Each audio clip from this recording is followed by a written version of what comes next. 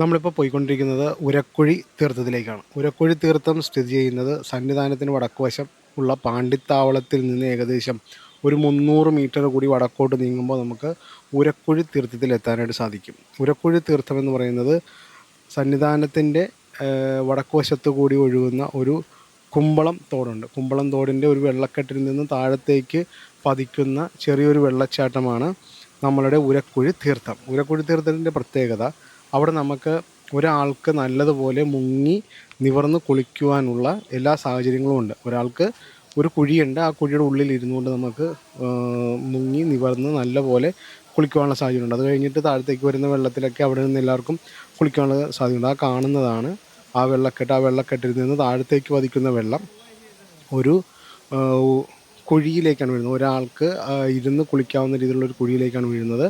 അതിൻ്റെ അകത്തുനിന്ന് കയറി വരുന്ന ആളെയാണ് നമ്മളിപ്പോൾ കണ്ടുകൊണ്ടിരിക്കുന്നത്. അതിൻ്റെ അകത്ത് നമുക്ക് ഇരുന്ന് നല്ലപോലെ കുളിക്കാനുള്ള എല്ലാ സാഹചര്യങ്ങളും ഉണ്ട്.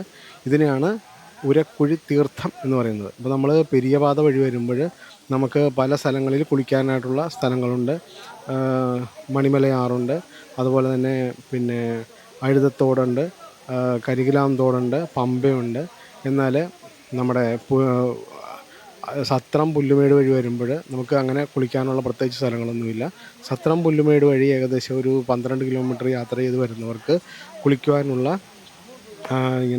ഇതുപോലെ കുളിക്കുവാനുള്ള ഏക മാർഗം നമ്മുടെ ഉരക്കുഴി തീർത്ഥമാണ്. ഉരക്കുഴി തീർത്ഥം പണ്ട് മുതലേ ഉള്ള ഭക്തജനങ്ങൾ, അയ്യപ്പന്മാർ അവിടെ വന്നിട്ട് കുളിക്കുവാനും വെള്ളശേഖരണത്തിനുമായിട്ടൊക്കെ ഉപയോഗിച്ചുകൊണ്ടിരുന്ന ഒരു സ്ഥലം കൂടിയാണ്.